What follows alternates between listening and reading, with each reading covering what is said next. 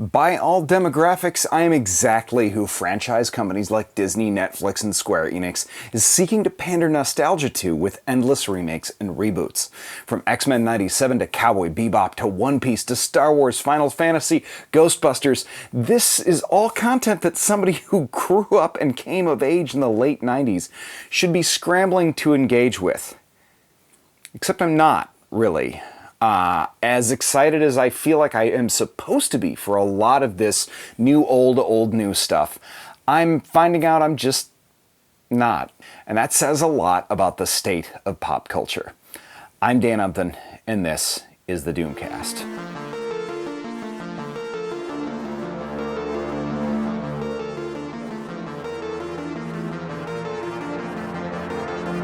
It's going to sound like a cranky old man rant, but I guarantee you it's not, I promise. There is some rant that I have to get through though, so stick with me. While you're at it, hit the bell and subscribe. When they announced the Final Fantasy remake, I couldn't have been more excited, but after playing a game that was essentially a long disc 1 of Final Fantasy VII, I wondered what I even expected. Why did I want this in the first place? Same with Cowboy Bebop, or virtually any other live-action adaptation of anime or video games that I've seen to date. They keep happening, and they generally keep falling flat. Even when they're well done, they lack the massive impact of their source material. There's several very good reasons for this. Generally speaking, adapting comics or literature to a movie or animation is an upgrade in format.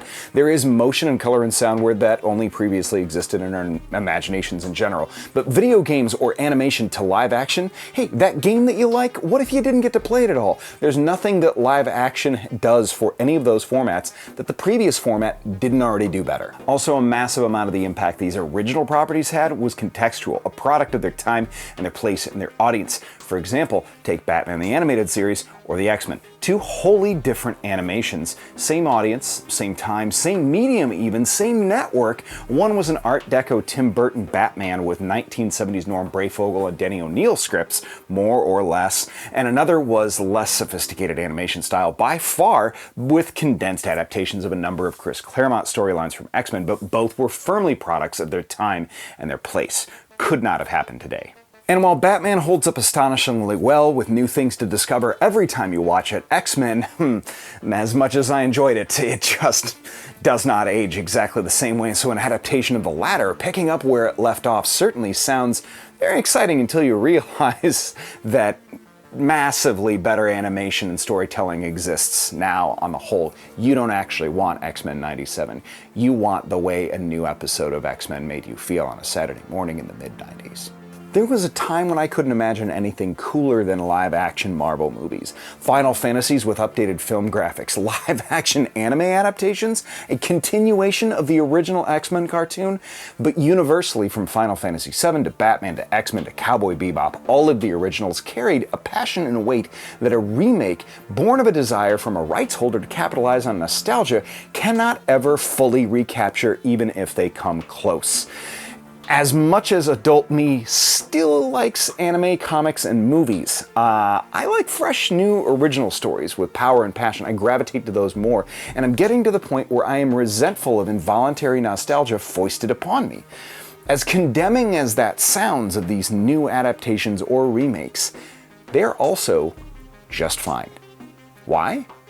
Well, 1. Culture changes, and that's the way culture is supposed to work. Really, anything is supposed to work that way. New media is generally and decidedly not built strictly for me, a white dude who is now in their 4th decade of life. And if I don't like it, who gives a shit? I have the original Cowboy Bebop live action. It was fine. It was good. I like the original more. I will always have that. I will always have Claremont X-Men. I will always have Remender X-Force. The original Final Fantasy 6, 7, 8, and 9. Nothing can take that away. I have Batman in multiple forms that I enjoy. Who cares? 2, as much as all of these new things are huge shitbag corporations shilling for my adult nostalgic dollar, all of this dumb shit was a grift for my kid dollar originally. X-Men and Batman were remakes themselves. Final Fantasy was 6 entries deep before I picked up my first. Cowboy Bebop was written by a focus group of writers and animators for Sunrise that just went by the name Hajime Yatate with the express purpose of cranking out a huge hit animated series. One of the defining aspects of pop culture is that it's created to be sold out and somehow somehow. We forget that because we liked it when we were kids and we didn't realize how money worked then. Even Star Wars was a Fox letting a kid basically adapt Dune poorly just so that Kenner could sell some toys. If you don't like that, who gives a shit?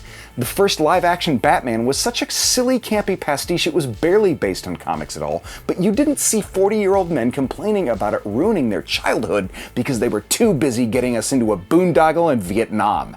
Massive corporations have bought a dearth of stories, the thing that we used to call intellectual property, in order to make and sell it, and eventually, once they realize that they can't readapt or reboot the Matrix again in 2035, we'll need new, entirely different cultural touchstones. That said, cynicism itself is not an ersatz personality. You don't have to hate everything. That doesn't actually mean you have good discerning taste. You can like some stuff. Or you can call it what it is, which is, fine. There's still good, original, cool stuff happening. You just kind of have to seek it out. Maybe these remakes inspire younger people to seek out the originals. Maybe, like the Star Wars prequels, these engage a whole new audience and revitalize their respective fandoms. That would be cool.